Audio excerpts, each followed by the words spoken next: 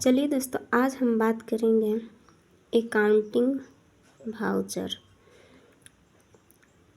कौन सा एंट्री किस वाउचर में किया जाता है, आज हम इस वीडियो में आप लोगों को बताएंगे। बहुत कंफ्यूज होता है जब हम एंट्री करने जाते हैं, तो इसीलिए हम आज क्लियर कर देंगे। सबसे पहला हमारा है रिसिप्ट वाउचर। इसका शॉर्टकट है F6।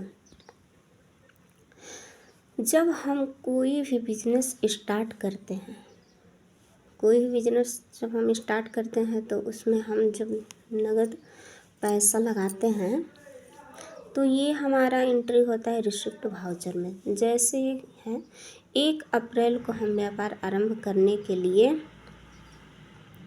1 लाख नगद पूंजी लाए, तो ये हमारा क्या हुआ, कैपिटल हुआ। पूंजी हमारा कैपिटल अकाउंट होता है, तो कैपिटल हुआ, तो ये इसको हम एंट्री इसका रिसिप्ट वाउचर में करेंगे। अब हमारा दूसरा है कंट्रा वाउचर। इसका शॉर्टकट होता है F4। कंट्रा वाउचर में हम बैंक से रिलेटेड ही एंट्री करते हैं। बैंक से पैसा निकाले, बैंक में पैसा जमा किए, एक बैंक से दूसरे बैंक में पैसा ट्रांसफ़र किए, यही एंट्रियाँ होती हैं। जैसे 2 अप्रैल को राम शर्मा को हमने नगद 2000 रुपया दिया स्टेट बैंक ऑफ इंडिया में नगद जमा करने के लिए, तो ये हमारा होगा कंट्रा वाउचर में इसकी एंट्री। जितना बैंक के रिलेटेड काम होता है वो हमारा कंट्रा वाउचर में होगा। अब हम बताते हैं पेमेंट वाउचर। इसका शॉर्टकट है F5। 6 अप्रैल को सोहन शर्मा को नगद उधार दिए, कितना, 5000। जब हम किसी को पैसा उधार देंगे तो इसकी एंट्री हम पेमेंट वाउचर में ही करेंगे। चाहे अगर हम गाड़ी भाड़ा भी दिए, कुछ सामान मंगा ले रहे हैं और उसकी भाड़ा भी दे रहे हैं, तो भी हम पेमेंट वाउचर में ही करेंगे। अब ये हमारा है तीसरा। 7 अप्रैल को व्यापार के लिए 51,000 का माल, नगद माल खरीदा। तो हम कोई भी खरीदारी की जब एंट्री करते हैं तो हम परचेस वाउचर में ही करते हैं, उसी में जाके हम F9, इसका शॉर्टकट होता है F9। परचेस वाउचर में ही हम माल को खरीदने की एंट्री करते हैं, तो ये हमारा होगा परचेस वाउचर में ये एंट्री।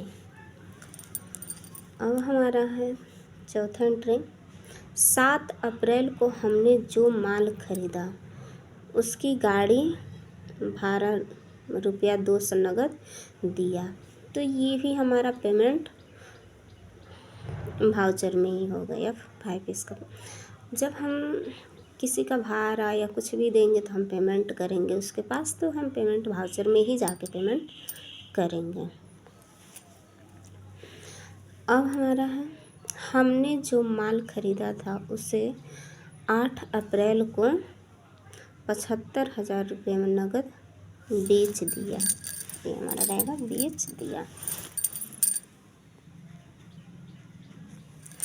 तो जब भी हम बेचने की एंट्री करते हैं तो हम सेल्स वाउचर में करते हैं, तो आप लोग जानिए रहे हैं सेल्स वाउचर में हम सेल करने की एंट्री करते हैं। इसका शॉर्टकट होता है F8।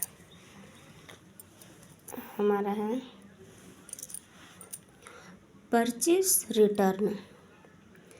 इसका शॉर्टकट होता है कंट्रोल F9।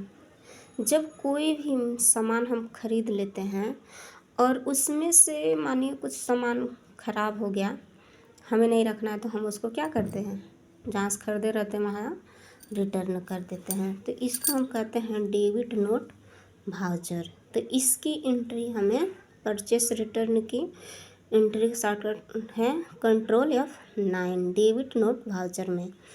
जैसे एक एंट्री बता देते हैं। 8 मई को मोहन ट्रेडर्स से हमने जो माल खरीदा था उसमें से कुछ माल हमने मोहन ट्रेडर्स को वापस कर दिया, मानिए उसमें से कुछ खराबी निकल गया तो हमने उसको क्या किया, वापस कर दिया। तो इसका हम परचेस रिटर्न यानी डेबिट नोट वाउचर में इसकी एंट्री हम करेंगे। अब आते हैं सेल रिटर्न, यानी जो भी हमने सामान को सेल किया है और वो सेलर उसमें से उसको ख़राब दिख रहा है तो वो हमको क्या कर रहा है, रिटर्न कर दे रहा है।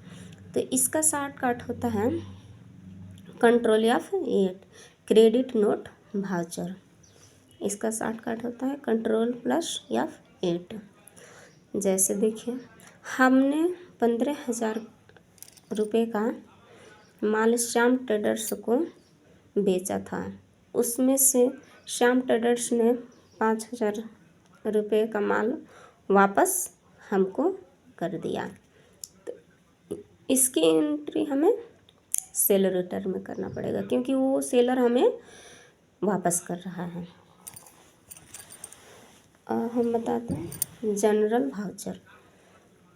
जनरल में इसका शॉर्टकट होता है F7। इसमें देखिए इसमें केवल हम फिक्स एसेट्स की ही एंट्री करते हैं।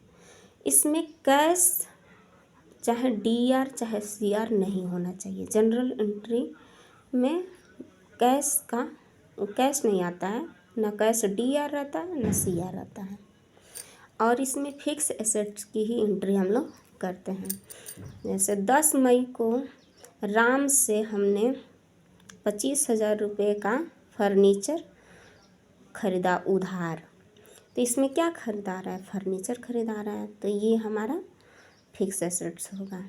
और उधार खरीदा रहा है तो हम उधार की ही एंट्री इसमें करते हैं। जनरल एंट्री में कैश की हम एंट्री नहीं करते हैं और किसी माल का एंट्री नहीं करते हैं।